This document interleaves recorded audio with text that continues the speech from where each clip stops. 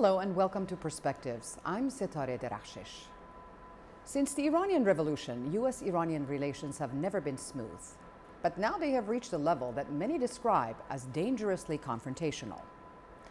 The United States and its allies say they have reason to believe that Iran's nuclear program is aimed at developing a weapon. Iran insists it is only for peaceful purposes. Inspectors from the UN's International Atomic Energy Agency have just visited Iran and plan to go back later this month. The official word, it remains essential to make a progress on substantive issues.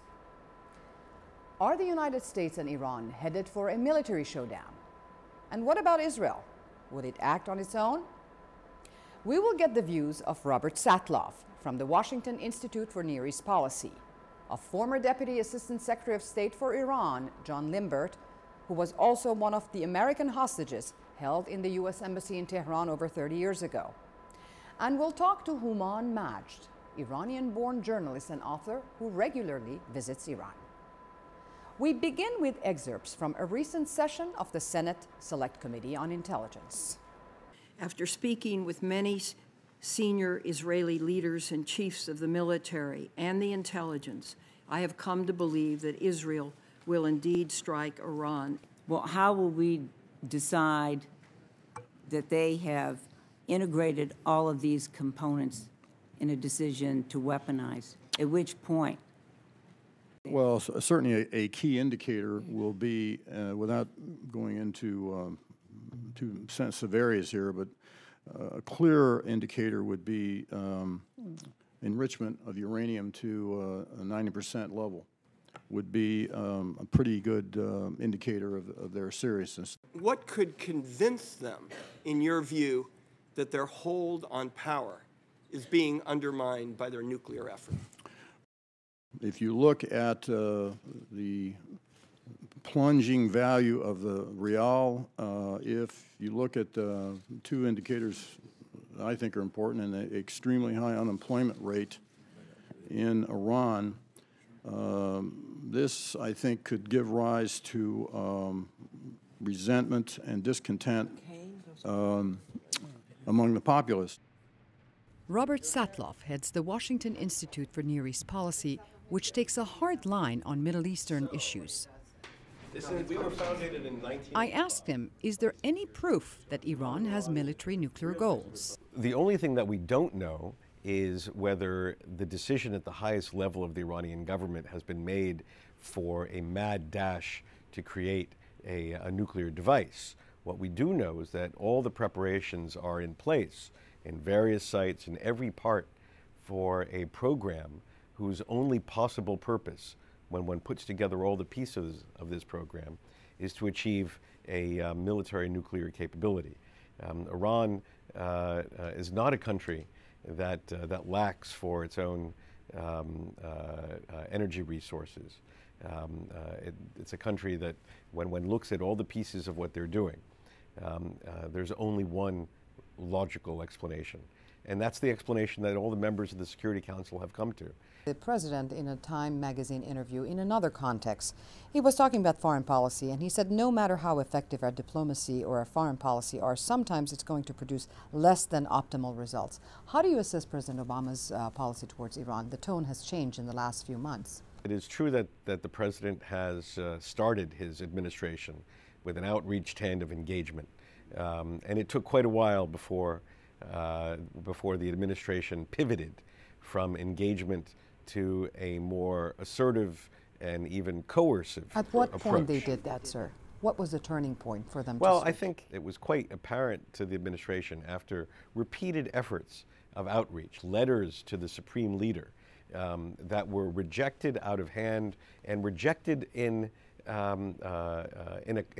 totally confrontational manner. This is not just a regime that refuses to budge on its nuclear program. This is a regime that has sent its agents and its hired assassins to attempt to kill foreign diplomats in our nation's capital, threatened international waterways, threatened global economic health. All nations must come together to build A few months after taking office, President Barack Obama spoke in Prague about his aims to work toward a world without nuclear weapons. He addressed Iran directly. Iran has yet to build a nuclear weapon. My administration will seek engagement with Iran based on mutual interests and mutual respect. We believe in dialogue.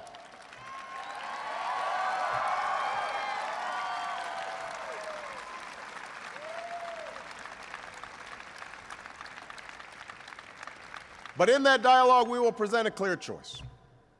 We want Iran to take its rightful place. But the following year, the president signed into law what he called the toughest sanctions against Iran ever passed by the U.S. Congress. They came after Congress found that Iran was conducting illicit nuclear-related activities deemed a threat to U.S. security.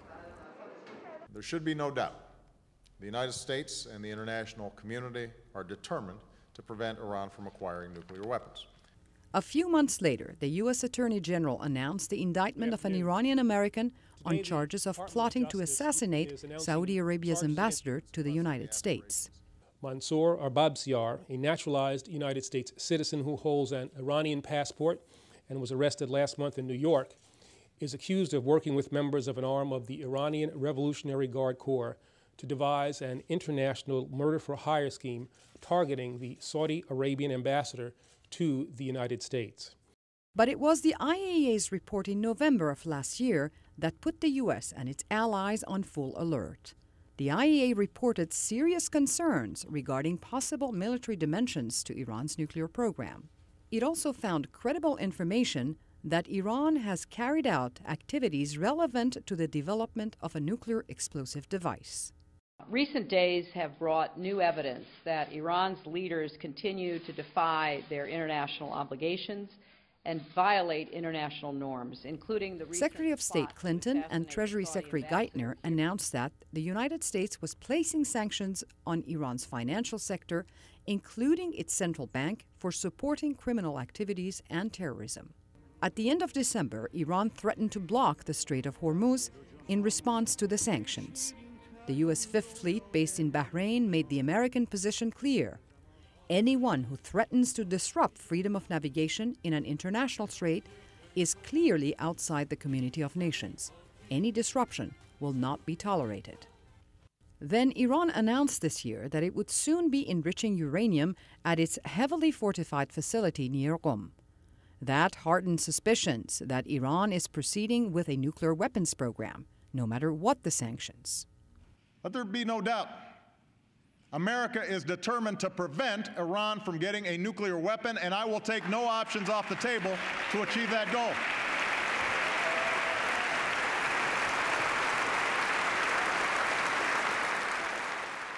This is a regime that is bordering on a major confrontation of its own choosing. Indeed, one can only believe that they are choosing confrontation as a way to sustain an increasingly narrow hold on power.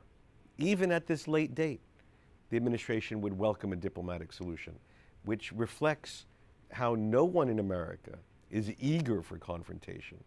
But yet, if confrontation is forced upon us, it is confrontation that the Iranians will choose.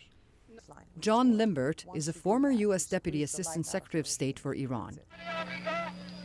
In 1979, he was posted at the U.S. Embassy in Tehran when it was seized by students trapping 52 American hostages. The standoff lasted more than a year, and it tainted U.S. relations with Iran in the decades since. Still, Ambassador Limbert takes a different view.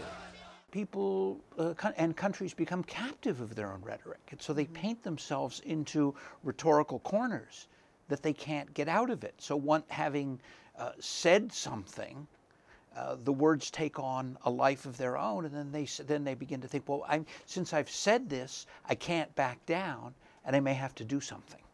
Now, do you think that the Obama administration has concluded at this point that Iran, the elite in Iran, the rulers, are not ready or able or willing to make reconciliation with the West? The tone of the rhetoric the actions that have been taken, for example, the sanctions and the effort to impose sanctions, has pretty much taken the air out of the room and has overwhelmed the debate.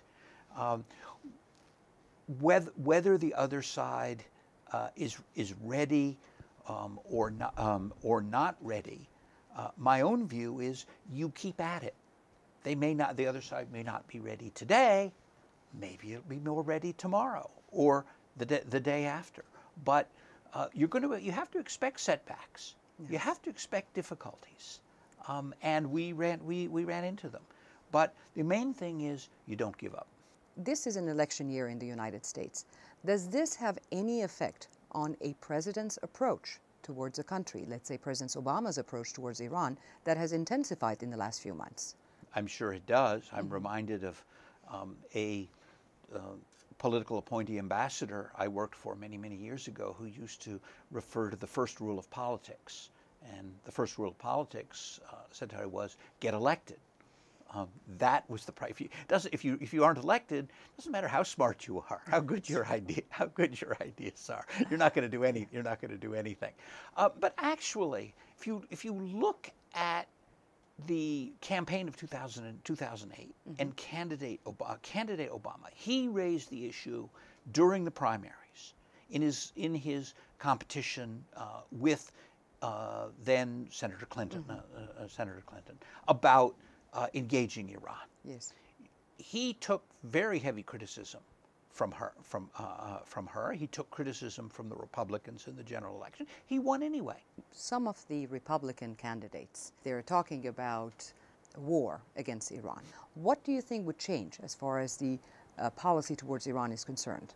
I would like to think there is not a specific Republican or Democratic approach. Being unwise about Iran, I'll put this diplomatically, is not a partisan issue. It's not a left or a right issue. I mean, here the United States is just finally extricating itself from two calamitous situations in the Middle East, from Iraq and Afghanistan, and you have to wonder: are these people seriously suggesting that we go back into another with consequences and expenses that you can't foresee? We cannot foresee.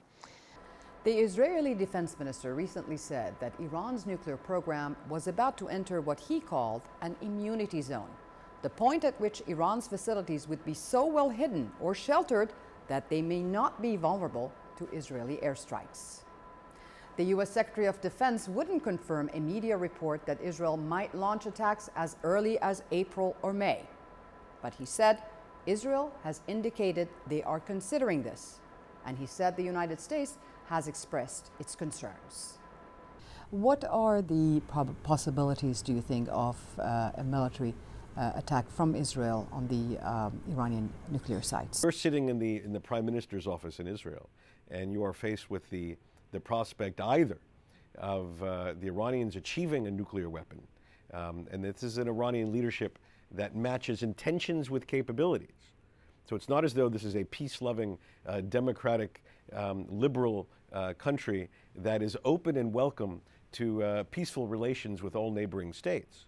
This is a country that has committed itself publicly over years to the annihilation of Israel, and has said so, with impunity. If you match intentions with capabilities and you're faced with this reality, then no democratic leader will sit idly by and let that threat emerge. The Israelis, I think, in my view, have been remarkably patient with the evolution of the Western approach, the American-led approach to Iran. And I think that their patience will continue until it is apparent that there is no decision by the Iranians to change course, and until the Israelis make a decision that all other measures have been exhausted. There are countries also in Asia, like Japan, for instance, that have nuclear capability, but they're wondering why shouldn't or couldn't Iran be in this category? Israel has been alleged to have nuclear weapons now for more than a generation.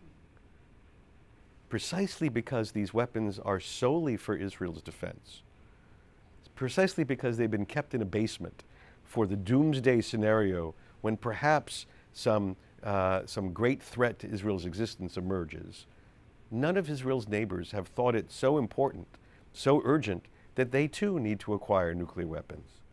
This is in itself the ultimate proof of the difference between the Israeli nuclear program, such as it is, and the Iranian nuclear program.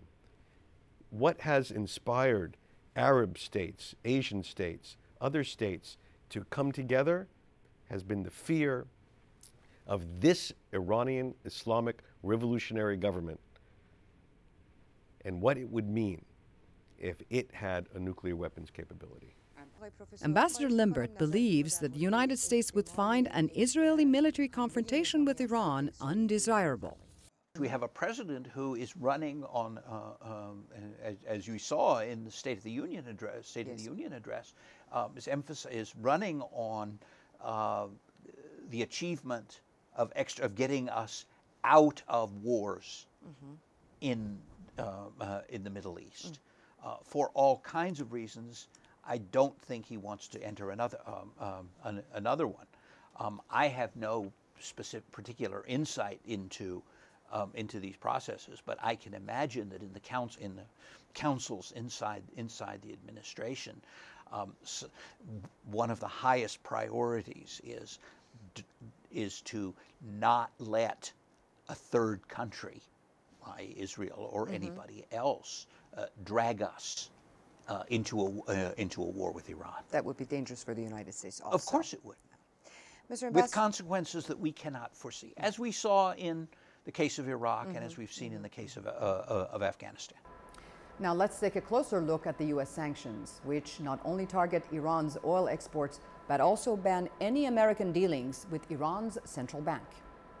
Who are America's allies in this effort to change Iran's behavior? Who is not on board, and why not? And how are the sanctions affecting the people of Iran?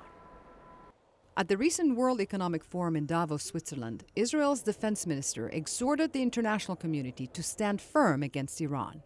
The Iranians are determined to defy and defeat the whole world, and I believe that the whole world understands this picture. The rhetoric, at least in the free world, is basically the same. All leaders are saying the same. We are determined to prevent Iran from turning nuclear. The European Union is Iran's second largest oil customer after China, buying around 20% of its exports. But in January, the EU agreed to end future purchases, and it has frozen the assets of Iran's central bank. The purpose of sanctions is to put pressure on Iran to come back to the negotiating table. This decision comes at a time when Europe is struggling with a debt crisis that is shaking the foundations of Europe's currency union. However, U.S. allies such as Turkey and India are not getting on board. India imports 12% of its oil from Iran and says it will not act against its own interests. Russia says there is no proof that Iran is on its way to having a nuclear weapon, though its own oil industry stands to gain from the embargo. With both China and Russia abstaining from sanctions, there's the question whether they can be effective. During our conversation, you mentioned setbacks.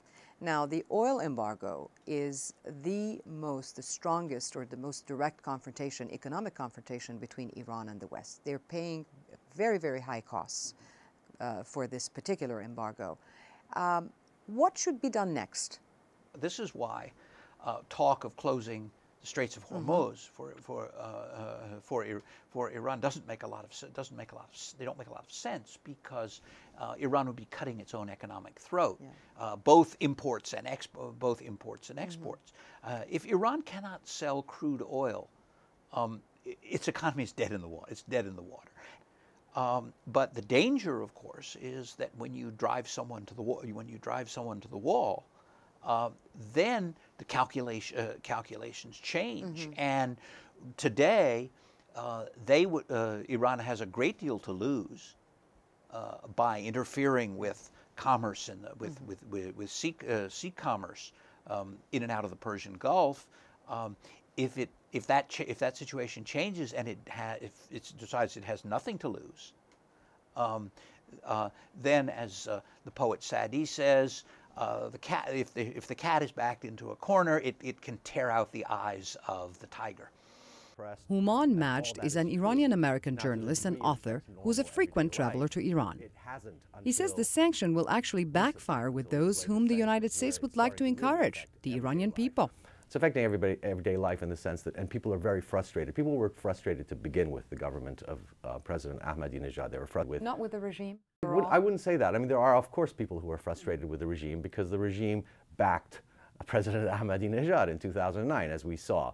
And that kind of overwhelming support for Ahmadinejad meant that some people certainly are going to place the blame on the regime rather than just President Ahmadinejad. But there's been an incredible amount of mismanagement, economic mismanagement, as we know, in the last 6 or 7 years that the president has been in power. Until now, Iran has felt that they've been able to avoid some of the economic problems because of oil. Now we have a different situation. Right. If indeed the central bank is sanctioned, and if indeed there's an oil boycott, then I think that the foreign policy is it's been shattered basically. As you point out, the interdependence on trade and so on and so forth. I mean, in the last few years of President Ahmadinejad's administration, you've seen a slow, deterioration in the economy only because of sanctions, not because of any mismanagement that he's been in charge of, which is another thing altogether separate. Yes. But as you point out, foreign investment, for example, practically nil. And trade has gone down. So the health of the regime, and the regime is safe if they continue with the oil. And if they don't, what is left for the regime? What are the options for the regime? Are they going to make concessions? Because in the past, we have seen instances when they do make concessions. They do make concessions. They have spent so much of their credibility on the 2009 elections, on this idea of battling the West over their rights, over the nation's rights. They've spent so many years convincing the Iranian people, and most Iranian people are convinced, that they're being unfairly treated by the West. By the West. So that's only on the nuclear issue. On the nuclear issue, they're being unfairly treated by the West. That they have those rights, and you have to think of yourself as an Iranian living in Iran, and constantly hearing that Israel has 200 to 300 nuclear weapons, that Pakistan has nuclear weapons, and that they want to prevent Iran from even having the technology to have nuclear power. So you can understand why that propaganda works in Iran with Iranians. So they spent all this energy on this over the years, and now to give up would mean, what credibility would be left for Iran? So there has to be a face-saving way. This is what they're looking for. This is what the regime is looking for. Well, I would think that there are people in the regime, I would say, who are looking for that. And actually, I would say President Ahmadinejad is probably at the top of the list of the people who's looking to get out of this. I don't think he wants to leave office as the person who brought down the Islamic Revolution, or brought down, if not the revolution, and turned it into a country that's unlivable for many people. I think he'd like to leave office, sort of proud that I was the one who was able to fix all our problems, including our problems with the West. But there are the people who are adamant that they can survive, that they've been through hardships before. They went through an Iran-Iraq war that lasted 8 years. It devastated Iran and devastated the economy, in so many, and obviously the population. And I wouldn't be surprised if there's some people who even think that if there was war, it would be okay.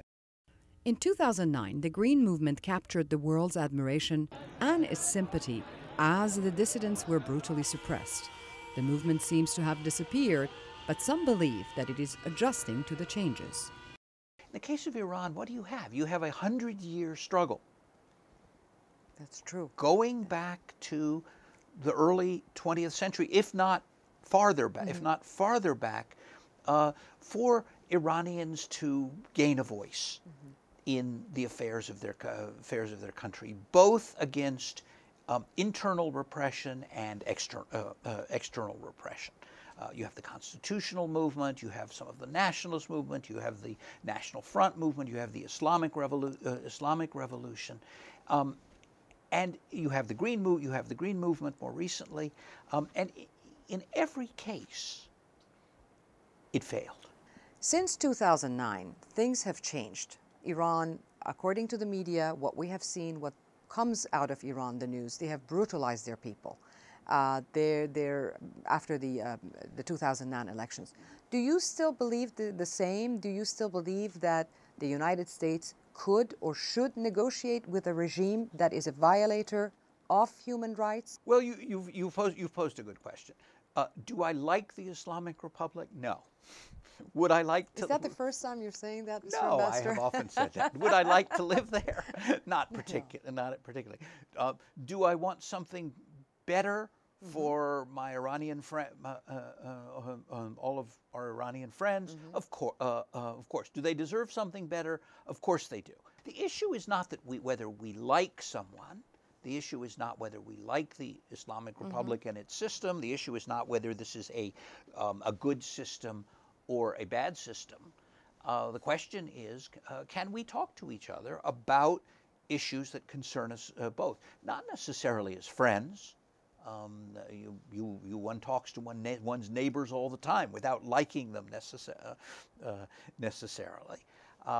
That seems to be the condition. Why would we have different standards for Iran than we would for other countries? We never, for example, closed our embassy in Burma, despite the